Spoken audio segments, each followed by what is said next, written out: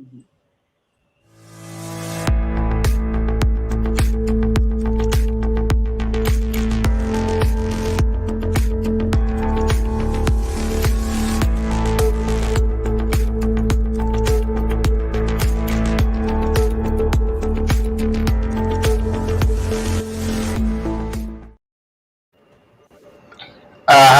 welcome again to another session of the Helsinki Photo Fest webinar. I'm Kurt Richter.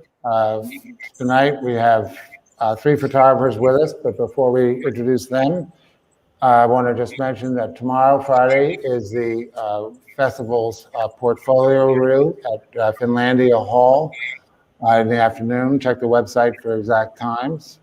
And then Saturday, there is a workshop with Christian Butts.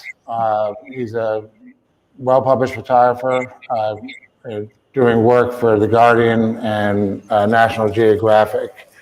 Also, there's a number of exhibitions around town, Helsinki, both indoor and outdoor. You can see the map of the layout for the exhibitions on the website as well. So without any further ado, and my stumbling through that introduction, the format is fairly simple. The photographers have about 10, 12 minutes to present the work, and then we'd like to have a discussion about the photographs afterwards. Everybody's welcome to join in. If you're watching online, if you have a question, just write it in, and the producer will pass it on to me. I really don't want to, I think it's terrible when people introduce somebody's work and then they tell you all about it before you've even seen it. So Sabine, I'll let you take over now. Why don't you, if you can pull up your pictures. Laura, you want to take over? Thank you, Sabine. I look forward to hearing what you have to say. Thank you. Your work is beautiful. Yes. Hello, my name is Sabine. I'm from Germany, and you can see me trying to be fearless myself. This kind of presentation, and then also in English, is unfortunately still something very scary for me. So I'm still kind of at the beginning of my photographic career, and this is the first big exhibition and my first online talk in English. But I'm trying to be fearless, and I want to learn from this experience. And thank you very much for this opportunity and for having me here. I thought I could first say a few words about myself and my background and my motivation and the history of my photo project. And then I would like to talk about my project in general and show the pictures. I sort of lead 2 lives. In one, I work as a special educator in a residential home for people with mental impairments. And I assist these people in their daily life and try to help them to live their lives as independently and self-determined as possible. During these years of empathizing, I came more and more to the thought that these people are not disabled per se, but that they are disabled in many moments and aspects of their social life. The basis of my experience, or the things I talk about, is the situation here in Germany.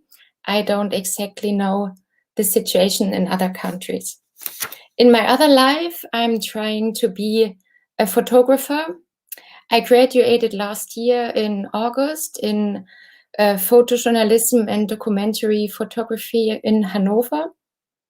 And photography, especially social documentary photography, has fascinated me since my early youth, especially to capture moments and to create feelings in the viewers. This was a small insight into my motivation. My project, What We Want, deals with the realities of life, needs, and desires of couples with mental disabilities, and wants to make visible that this love is often in a field of tension between wanting and being allowed, between self-determination and determination by others. I have photographed couples who are proud of their relationship, of their love for each other, but it's also a story about looking for love and loss as well. Human beings are social creatures, through relationships, we learn to trust our environment and experience ourselves. The self-image of a person with intellectual disabilities is formed through social interaction. Depending on how much tolerance the social environment, like parents, educators, and society as a whole, is given. The concept of self and consequently the concept of relationship is strengthened. Growing up with a disability in our society is certainly associated with feelings of fear and powerlessness. The fear of being different, fear of never being fully tolerated, fear of being judged and prejudged, fear of never really belonging, and the fear of not being able to do what you want. It takes a lot of courage. And love and partnership are topics that have a great meaning for all of us and that are often connected with fears and insecurities anyway. I assume we all know that. They can be described as our common denominator. Unfortunately, for people with impairments, these are not self-evident and socially accepted. The actual origin of the work is already more than 2 years ago. A couple wanted me to photograph them for their anniversary. Here you can see the couple. They brought some props and we had really some fun hours. Afterwards, when I was looking at the pictures, I was particularly touched by the last photograph. This longing with which the woman hugs her boyfriend hit my heart, and I began to deal with the subject. At that time, I was able to understand for the first time that the love-related needs of people with disabilities do not differ greatly from those of non-disabled people. We all want the same things in a partnership: belonging, love, affection, companionship, affirmation, support, and so on. Then I decided to make this project, and I tried to make contact through different agencies of the so-called disability aid. I presented my project idea, and here you can see the letter I wrote. It's in German, but you can see these items which are quite important in the work with people with disabilities. Yes. I've met with all the couples that were interested and wanted to be part of this project. We got to know each other, worked together on images by working through their stories individually and also as a couple, and through their typical couple behavior. They told me their common history, how they got to know each other, how their relationship developed, important dates and moments, and wishes for the future, hobbies, and so on. And on this base, we decided which pictures we want to take, where we want to photograph, and so on. And due to my professional and to my human closeness to the topic, it was quite easy for me to find access to my protagonists and to create a trusting level. Now I want to show you the pictures.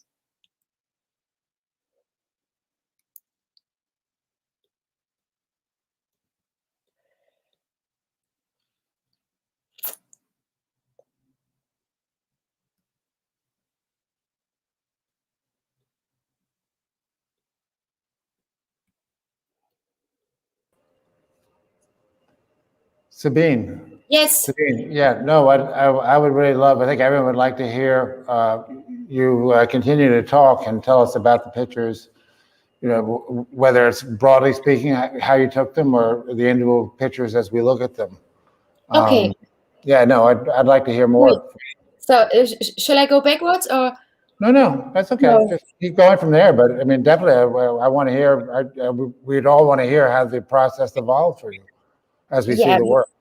Okay, so this couple, we went for a lot of walks, and because they like to walk around, and this is their favorite place here at a small river in this town where I'm living in Hanover. This is quite a young couple, and yeah, they are still dreaming of being together for a night. And with this couple, I went to a disco for people with special needs. And I think it was the last disco before the pandemic, before Corona.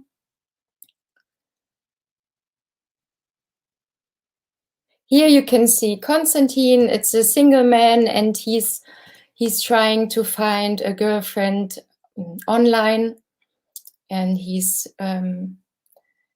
on different online platforms to find a girl. And here he asked me to took his profile picture, and on his chest there is a paper, and you can read "You and me is hard." But he's still single. Yeah, this is a couple. We went also through to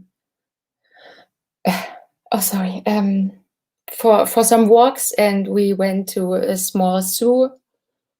And I thought this picture is quite a good metaphor, because I always think, or I find that these people are living like in a parallel world. So I thought this is, that's why I took this picture with the cage. This is a couple, Katrin and Dietmar, and it was really fun to be with them. They were really open and feeling all the time, and it was very nice. Their biggest wish is that they at some point could live together. But at the moment, it doesn't look like this is ever going to happen. Yeah, this was a disco as well, another disco before Corona.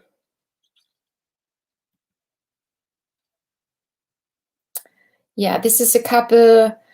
She's having a bath, and he is looking after her because she's got some different illnesses and can't go alone in the bathroom.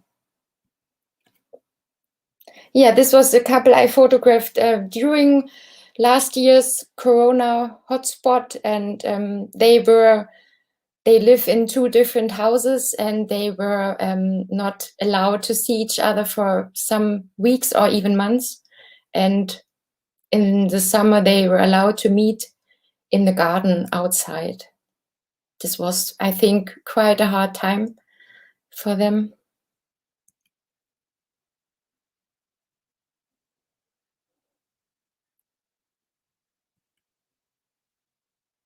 Yeah, this is the story about loss. I started photographing this couple, this man with his girlfriend, and she passed away last year in spring. And here he went to the cemetery, and yeah, we brought some flowers. And at this time last year in summer, he was very sad.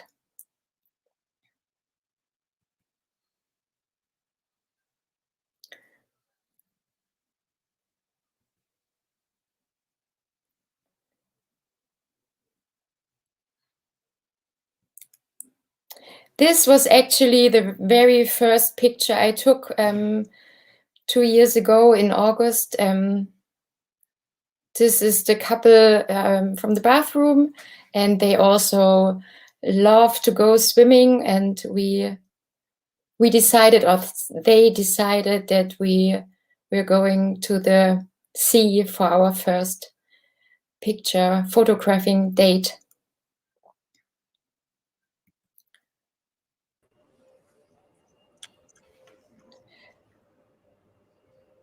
Yes, I think this, yeah, here are all pictures together.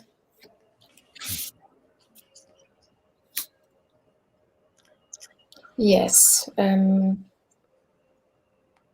That's a beautiful project, Sabine. Thank you very much. You're welcome.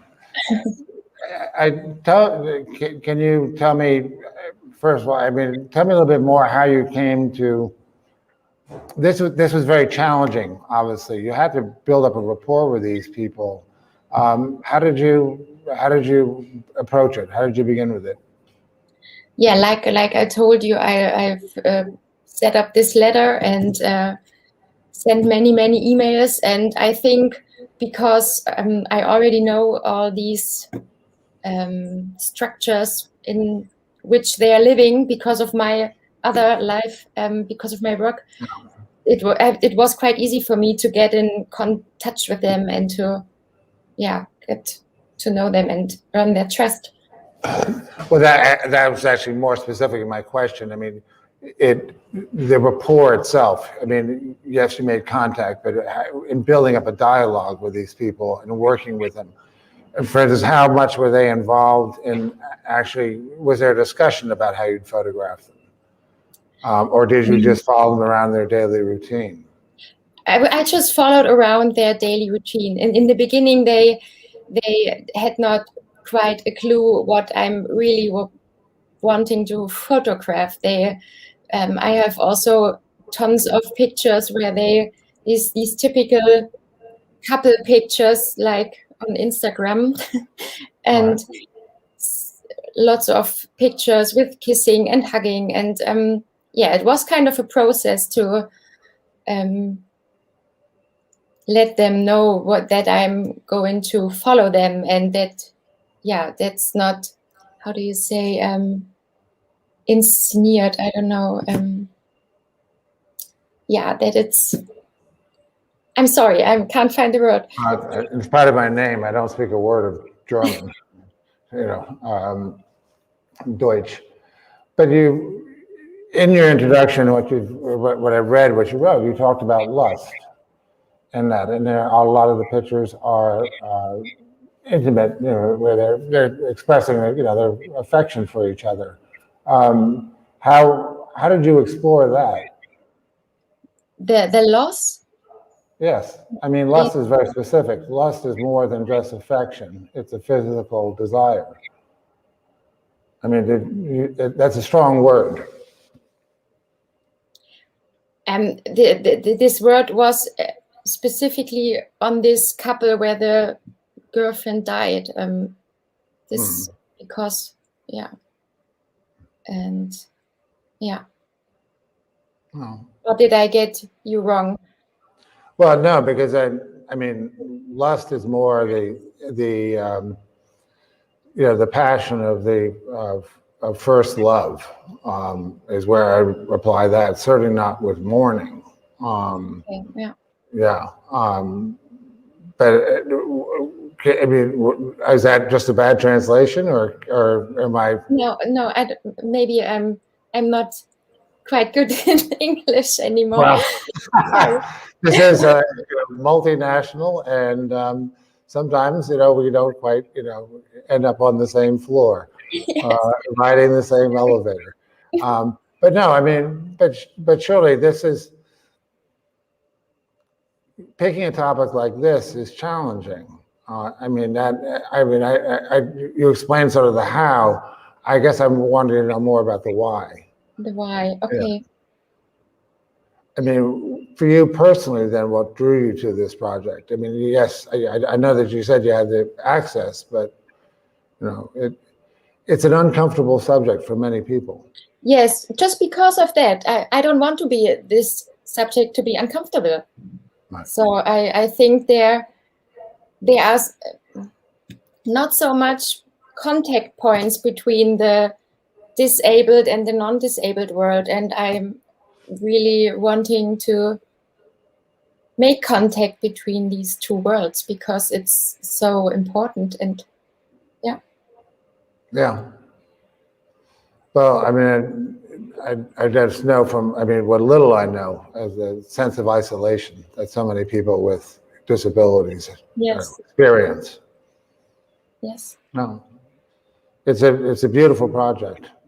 Thank you. And what I want to say, this is here also on my list. Through their relationships, they want to be part of society because it's so normal for everybody else to live in a relationship, and this is very important to me. Yes. Well, thank you very much, Sabine. Thank you. Yeah, that was great. Are we ready for our next? Matjaž Tančič, I'm sorry, I won't repeat my poor interpretation of how to pronounce your name. Matjaž, you there? Are we going to cut?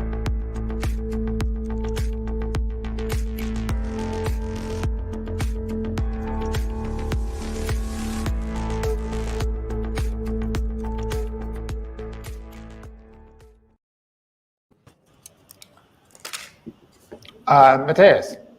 Yes. Hey, Hi. how are you? Glad Very you could join good. us. Oh, sure.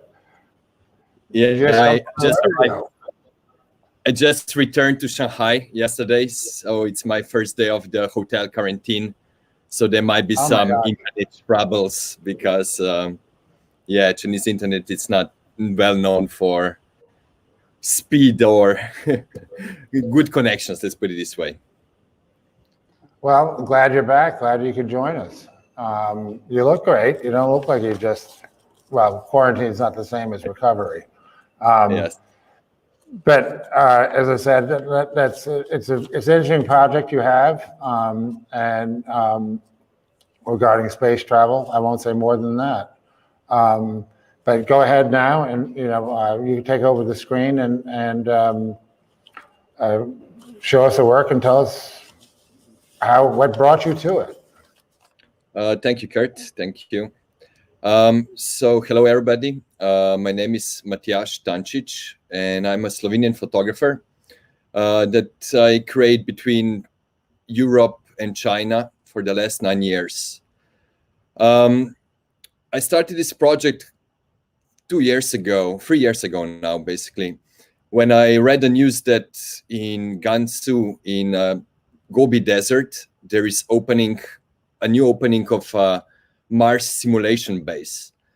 And that got my attention, and I really wanted to check. I haven't been to the desert before, and I always liked space, so it went hand to hand. And when I arrived there, that was one of the first sites when, come to the desert, passing the camels on the road. I shot the reportage. I found it interesting, but I thought that's it. But a couple of weeks after, I was actually traveling to Los Angeles, and just out of the curiosity, I Googled California Mars, and I was surprised that there was like thousands and thousands of different hits. And that actually was the birth of the festival, because I figure out that basically space exploration, it's not anymore limited to United States and Russia, to the usually what we knew as male scientists, but now the space explorations it's happening all around the world.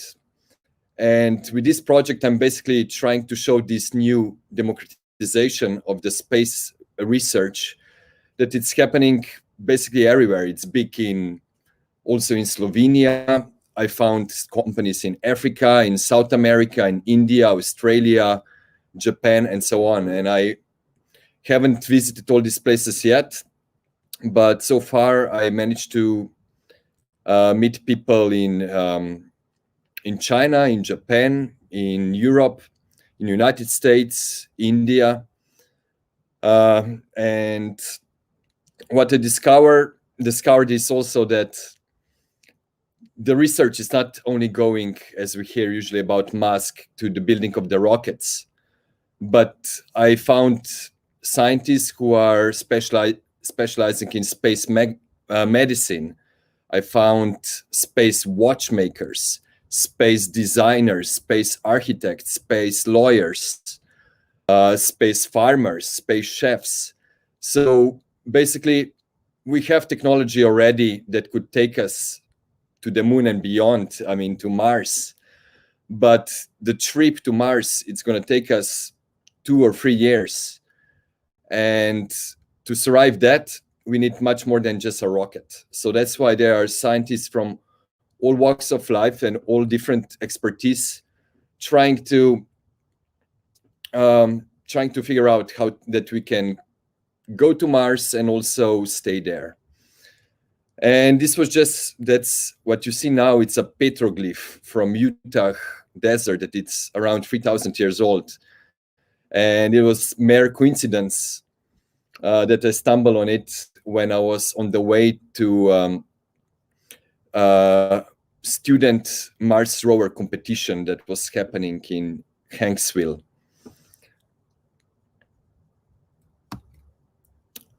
What you're looking now, it's another Moon and Mars simulation base that is based in Poland, in Pila, where they're specializing mostly on the research on psychology and medicine in space. So they lock in quotation marks people inside of the base for a week or two, where they perform different kind of tasks and experiments in environment that it's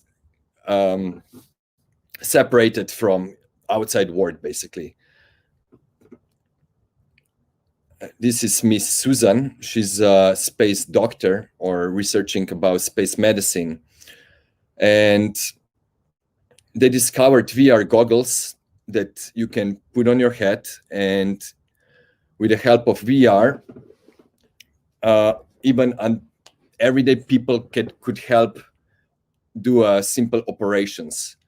Because as I mentioned, the travel to Mars, it's going to take a couple of years. So you cannot have medical expertise for all kind of disease. But with these VR goggles, you're going to have an avatar helping you how to treat people. This is the photo from her space medicine workshop in LA. And what I'm mostly interested, beside the democratization and Mars research, Mars and space research around the world, is that a lot of these new scientific discoveries that people are discovering for the Mars or Moon, they have Earth applications. So I'm focusing a lot on the projects that could have Earth applications as well. Because usually people ask me, but why do these people want to go to Mars? Why do they want to go to space? There's so many things that we still have to fix on Earth. On one side, it's true, yeah, there is lots of things that we have to fix on Earth.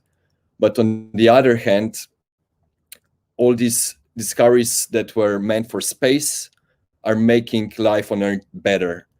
Let's say there would not be solar cells if there would not be NASA, or touch screens, or scanners, how to say, MIR scanners, water filtration.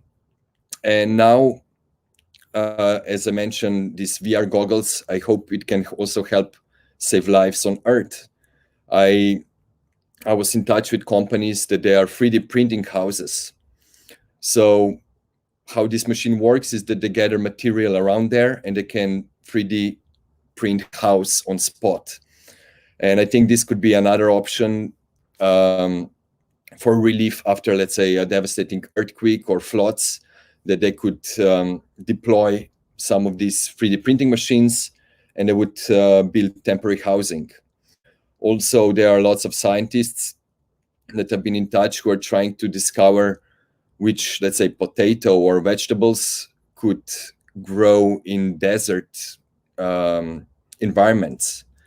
This could be handy for space, but also on Earth, that it's getting more and more severe temperatures and desertification. Oops, sorry. And this is one example of a food growing facility. That's a photo actually from Gansu in China.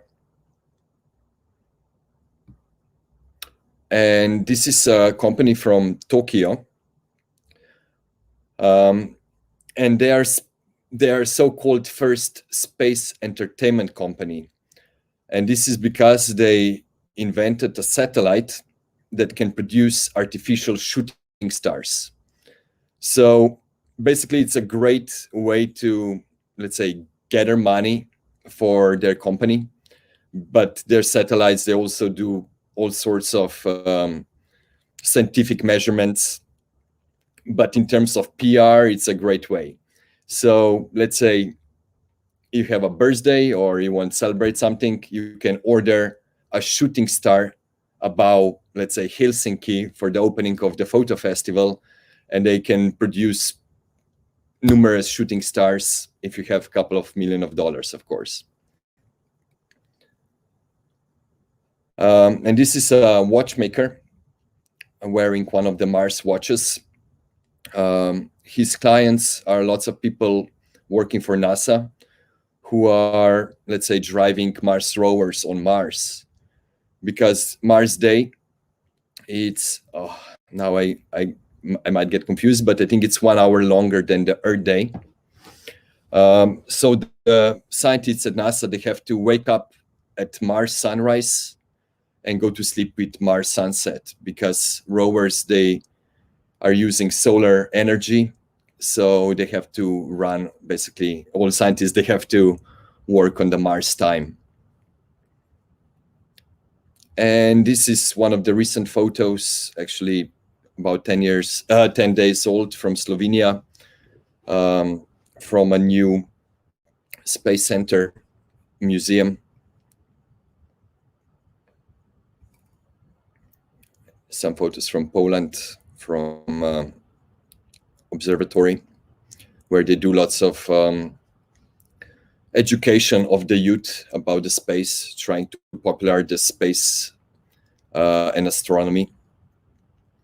This photo is also pretty new. It's from, now it's 4 or 5 months old, and it's actually a rocket disappearing in the skies. This rocket had a payload, first part of the Chinese space station. China actually just built their own space station, and this was the first part of the space station going into the orbit.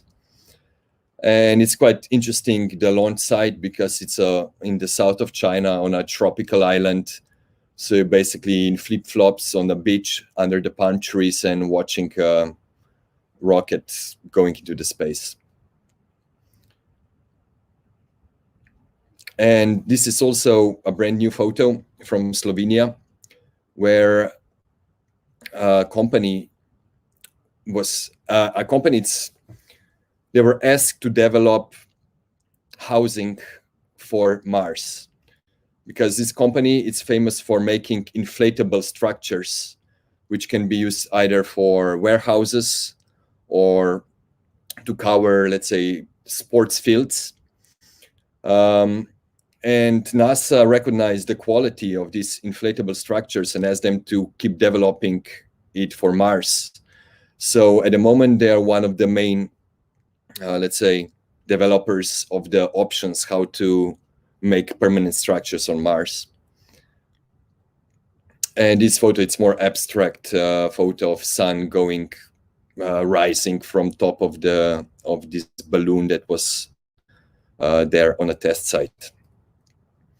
And as a last photo, it's a flag of a designer who Micha Artnak, who made a flag for all the planets in our solar system. And this is the flag that could be representing Mars one day.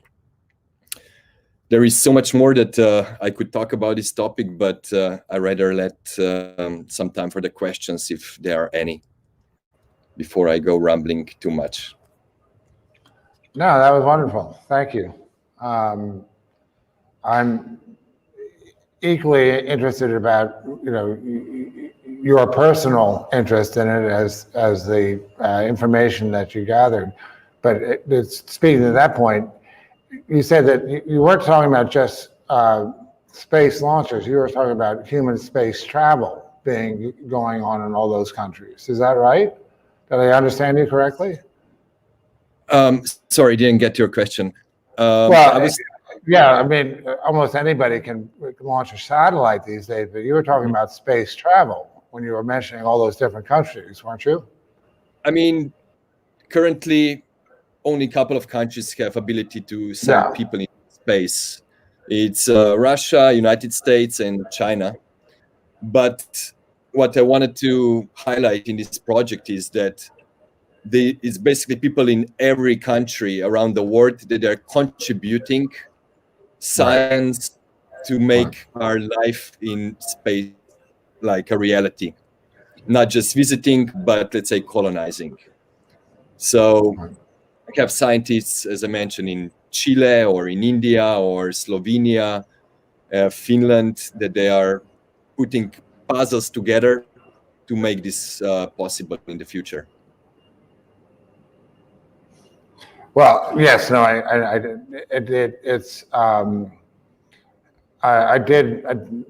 a personal experience at the Space Center and Cape Canaveral, going to the old sites. And what I was astounded by was, the launch. I think it took the shuttle about 2 minutes to get from the surface of the Earth into space, but it must have been hundreds of millions of hours if you took all the time that everybody who made that launch possible contributed to it. Millions. I mean, incalculable. But yeah, no, I mean, you're talking about the technology then, as it can be applied to technology on the Earth. Can you talk to us about that a little bit more? I mean, what kind of applications? Sorry. What kind of applications are we talking? I think medicine is one of the fields that it's the most advanced. Again, I'm going to give an example of the Slovenian scientist. He's working on a machine that will help with losing the bone density and muscles because of the lack of the gravity in space. Right. But the same machine can also help people that they've been, let's say, in coma, or older people that cannot walk and they are lying in the bed, or let's say soldiers that been, wounded, and it's going to help them get walking again soon. So this is one of really good examples how this technology was propelled by space being financed by space agencies, but it's going to have a great impact also on Earth. Or as I mentioned, growing food in desert-like landscapes. Yeah, I mean, I was I guess what I was wondering about is, as we explore the solar system, will we, come across some technology that'll actually save us on Earth from global warming? That seemed to be like a more immediate practical application. I was wondering about that, but growing food is certainly one of them. Yeah.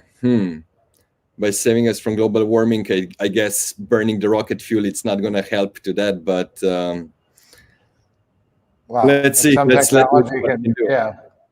But what I found it interesting as well was when there was a space race between Russia and United States in the 60s.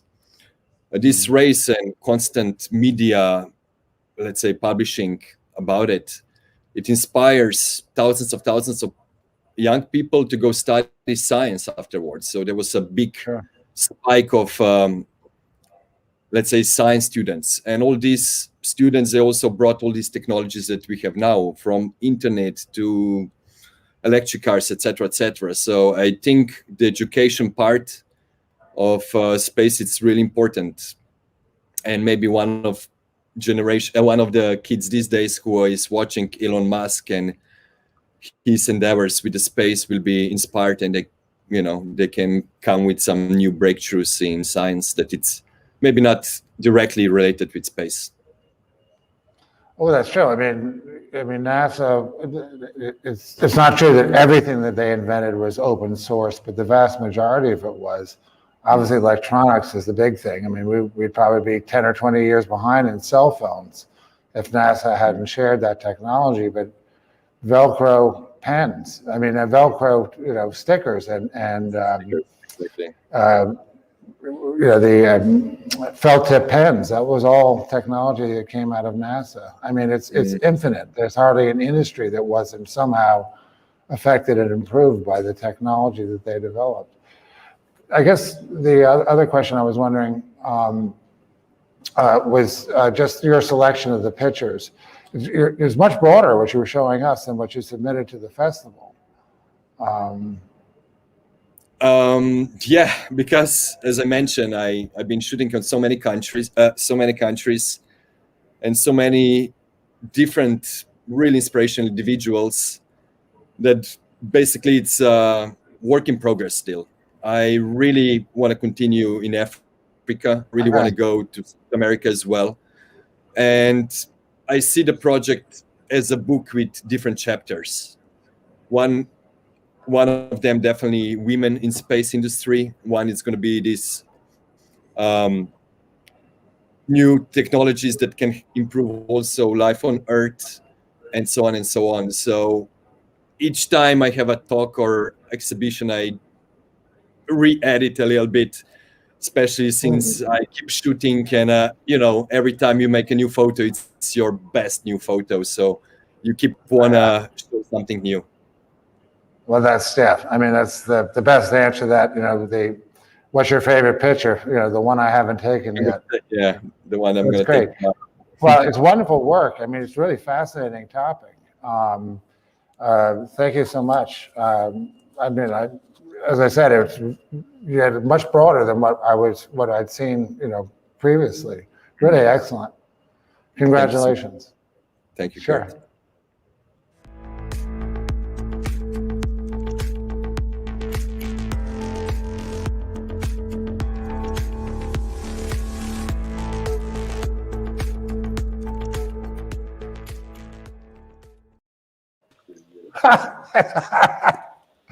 Gosh, well, Javier, it was a little side conversation I got caught in the middle of. Welcome to the program. Thank you for joining us. Thank you, Gart. As I said, I've seen your work, but a lot of people haven't. So let's go right to your presentation. Please, take over and tell us about the project and what brought you to it. Sure. But the first thing that I want to say is this guy who is next to me. We were wondering. Yeah. This man. He's Alex Rodal. He's a criminologist, and we work together in all of our documentary projects. So I thought it was important that he was part of this presentation, because the project that we will introduce you, it's Matjaž, and it's about a community of hunters, and Alex takes care of all the research, the investigation, and also all the texts about the community was written by him. So I take part of the photographic process, and I will share with you some of the pictures and why we were interested about this particular subject. Well, thank you for that explanation. I mean, that's welcome. Yeah, please go ahead. Sure. Well, as I said, Alex and I, we worked together since 2015 when we found kind of creative agency and production company called Oak. And the main thing that we were looking for is to talk about untold stories around the world.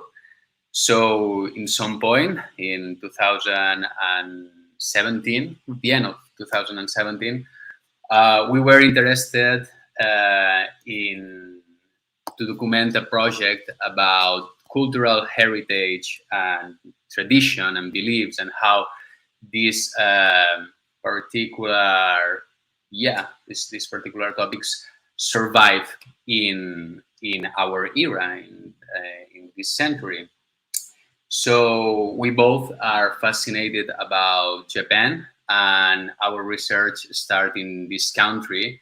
And thanks to some people who work with us in this process, we discovered Matagi. The Matagi are a community of traditional hunters that lives in the northern Honshu, the main island of Japan. And their main prey is the Japanese black bear. This is a subspecies considered vulnerable, but we must say that the Matagi, this community, is not the cause of the extinction or the nearly extinction of this bear.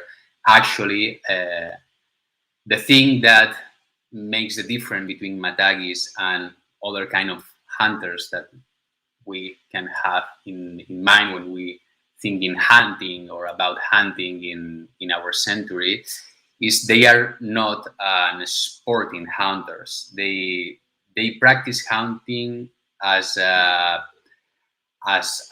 way of life. They have this very special connection with nature. It's part of their traditions and beliefs. Actually, they believe in Yamanokami. Yamanokami is the goddess of the mountain, and they truly believe that their permission to take a life in this mountain, and not only the life of the animal, actually all of the fruits and plants that they can find in the mountain, it's because the goddess allows them. And this permission deserves behavior, a responsible behavior in return.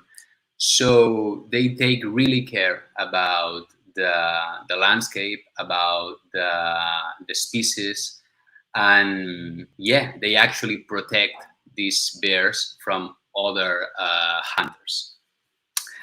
And as I said, in 2008 and in 17, we discovered the subject, and in 2018, we made the first trip to Japan to document this community. And it was really difficult to be in touch with them. And actually, we spent a lot of time, like the first couple of weeks, just talking with these people to explain why a team of visual storytellers from Spain were interested in their culture. But at the end, we have their permission. We gained this their consent to have this privileged access to the mountain, because for them the mountain is something sacred. Mm-hmm. So it was, as I said, difficult at the beginning, but at the end they allows us to be part of a hunting party.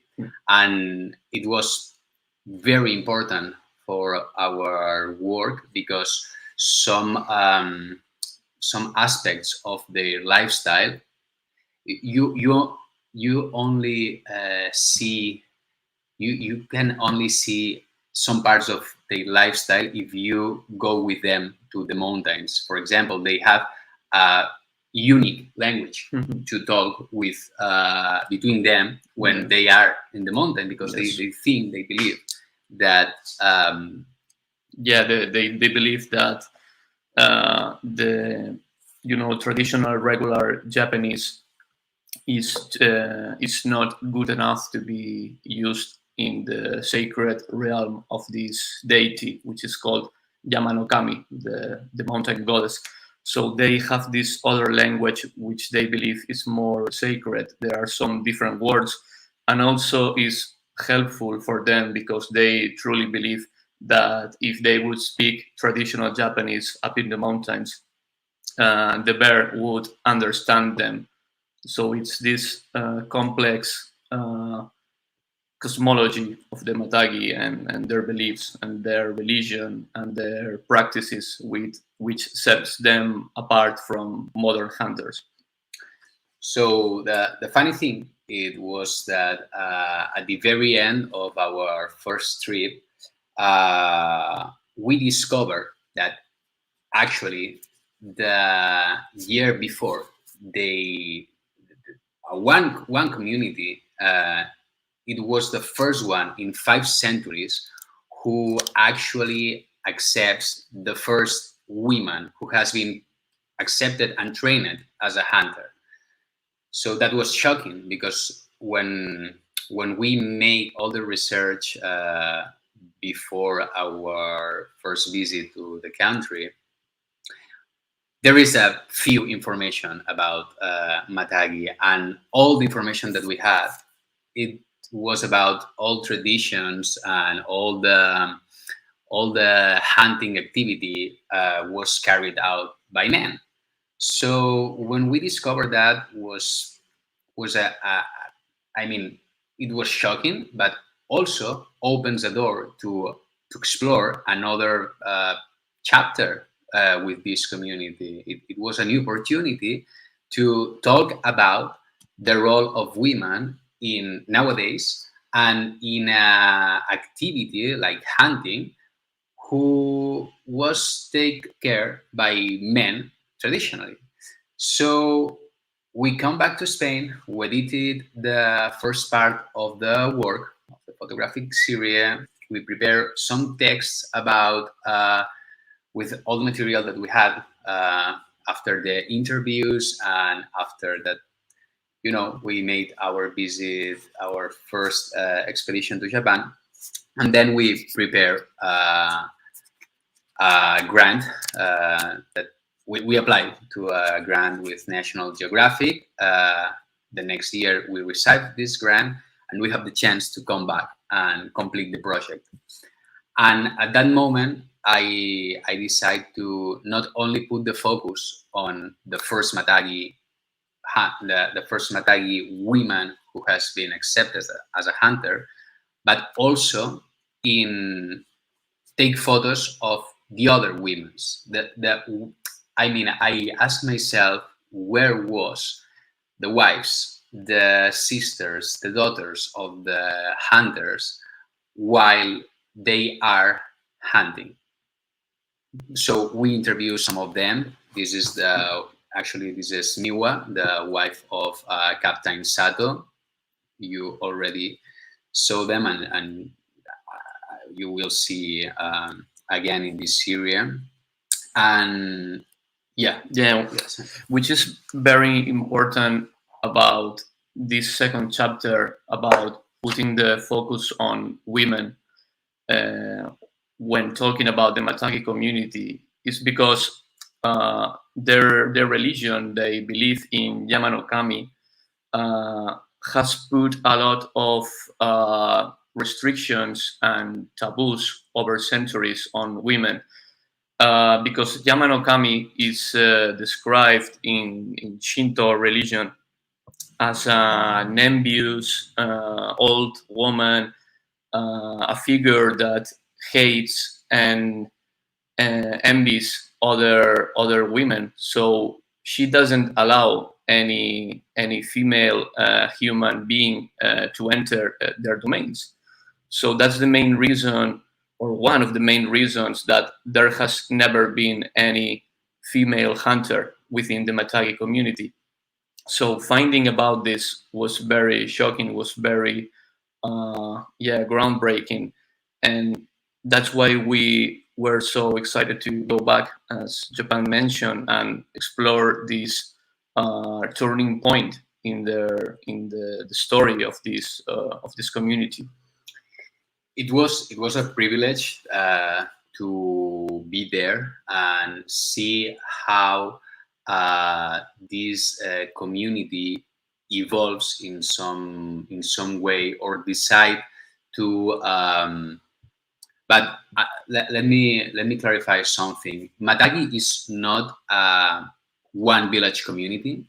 Matjaž is something like a code that there is many groups, spreads between 3 prefectures in Japan: Akita, Yamagata, and Fukushima.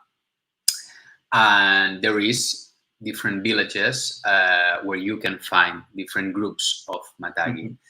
The one that we follow is established in Oguni, and there is 2 different groups that we that we follow. The first one don't accept women, and the second one was the first group of this community who accepts a woman as part of the religion, of the traditions and belief.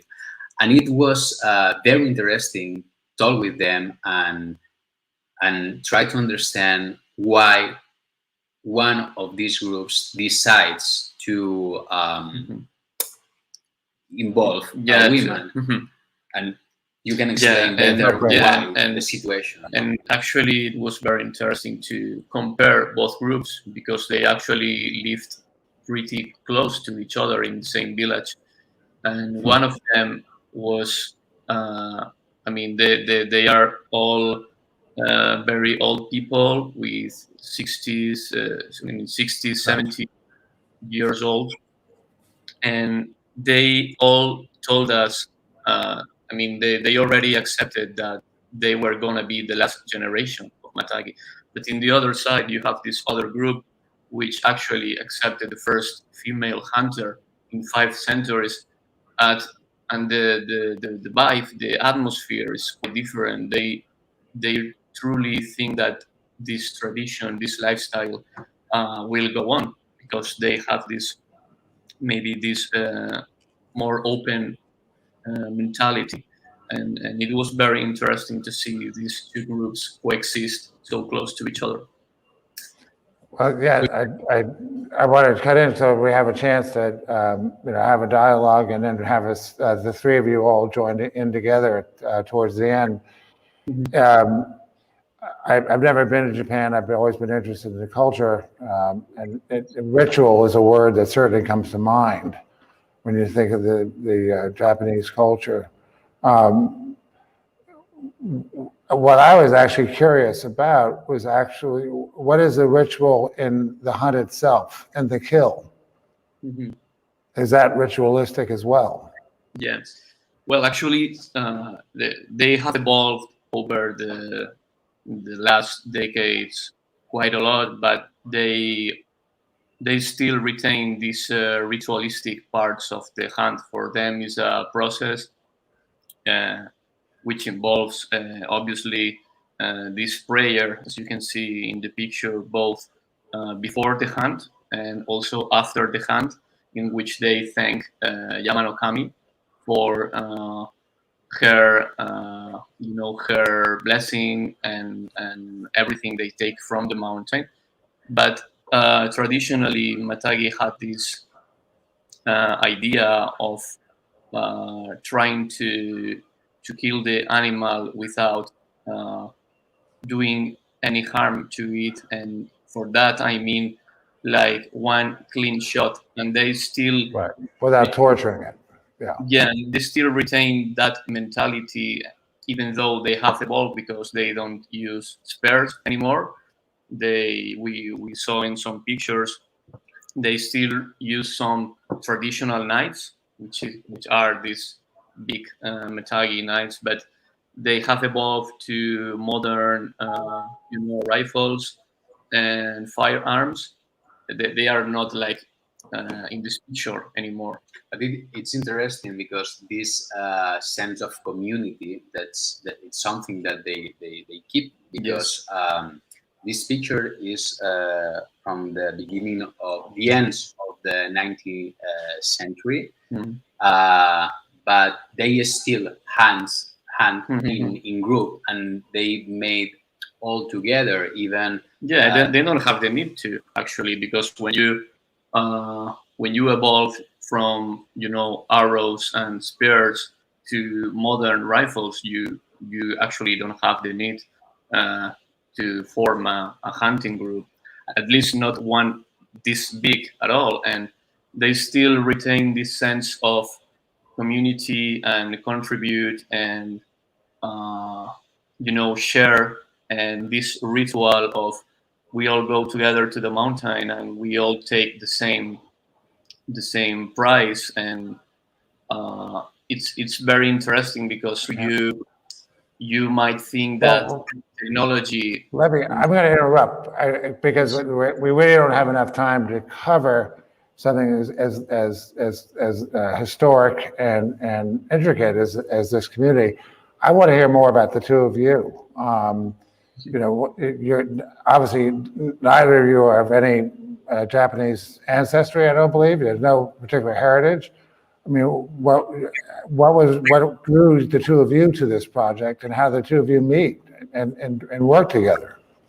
Because we truly believe that when, as storytellers or visual storytellers in my case, if you choose a subject that you are really interested about it, in my case, is 12 years ago I chose photography because probably is one of the best tools to discover and trying to understand the world, creating this kind of relationship between who takes the picture and who is in front of the camera. And at some point, I decided that, okay, I was great working alone during 5 years or 6 years, but I want to create more complex documentary works involving journalists, researchers, filmmakers. So that's why we start to collaborate together. He's a criminologist, and the best thing that he can do is make this great research, this very good investigations. And we work in a lot of different subjects that the only answer to say why we were interested is it's in some point of our life we discover something, we listen or read a line about something that sparks our interest. Sparks something, and that's the reason to start the project. At the beginning of the story of the company, we work about trafficking of gas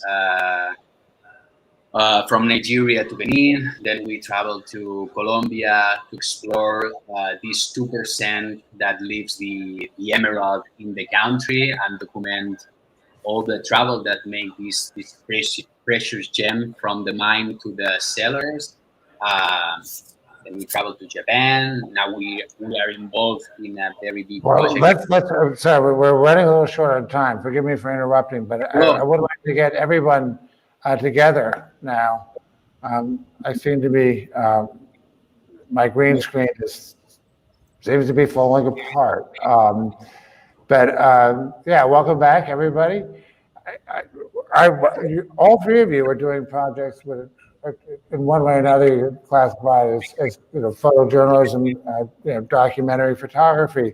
They're all very different projects. I think, Javier, you and your colleague, that's more traditional, and that it is truly educational. Would you not say that? Yeah. Okay. Yeah. Yes. And Yeah. Matjaž, I get it with you that this is a personal passion, is it not? It's a personal passion, yeah, that keeps Yeah. growing basically with Yeah. each person that I meet. And I try to balance science and fiction. So the series that I showed you, it has more science fiction look, but when you go to the photo and read the captions, you can see that each frame is basically part of a scientific research, or there is Oh, yeah. just there for Yeah. decoration. It has some meaning. No, and that's what I mean. You're not constructing them. These are real people, real situations, real projects. Yeah, and then Sabine, with you, I somehow think that was sort of a more, I don't know, I would use the word quiet investigation and something that was far more personal. Yeah. And in some ways, it was a private exploration. Is that What? right? What? Private, personal. Private. Yes. Intimate. Yes. I Yeah. would say so too. So, I mean, I wondered how, if you have anything to speak to each other about how your different approaches. I'm trying to pass the ball off on any and all of you, because I think it is important for people when they look at these kind of projects, when they have an opportunity for dialogue, cross dialogue between people, different people working on within a certain confined, field like photojournalism, to hear what they have to say to each other. I We mean, really Sabine, enjoyed the presentation. oh, good, Yeah. good. Yeah, exactly. More the project of other photographers are different, more inspiring they are, because you can see the way of their thinking, the way of their approach, their sensibilities. So you learn as much on your own mistakes as seeing other photographers' success, basically.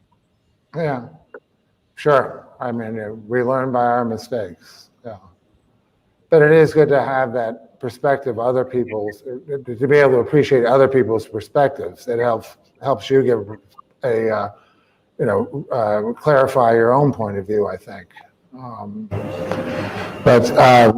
Well, I was wondering, Sabine, I mean, how do you feel? I mean, because I looking at the three of you, as I said, you always seem to be more intimate and sort of confined. And I wouldn't have said that without seeing the other two projects next to yours. Do you think I'm right in that? Or can you find an answer in my question? No. Well, that's sort of, maybe that's my learning by trial and error. Well, I do, but I mean, maybe I didn't define it. I had my feeling with your work was that it was more about documenting something for yourself as it was a document for other people to be enlightened by. But I could argue that either way. But I think we only have about a minute left. I want to thank you all. That was really interesting. And that takes a lot of, what people don't understand with projects like these is all the work that goes in behind it. And Javier, I'm glad you brought your colleague with you, because what people don't understand, they look at a photograph and think, oh wow, they were in the right place at the right time. And my God, it's much more work than that. It is rather like, putting the space shuttle into space. Well, I think with that, we'll bring it to an end. Does anybody have anything to say? It was great to meet you all. Happy to be here. Thank you for having us. And you? Thank you. Well, I think with that, we'll sign off. But I look forward to seeing your work in the future. And maybe at some point, you'll be in Helsinki and we'll have a chance to meet. Definitely hope so.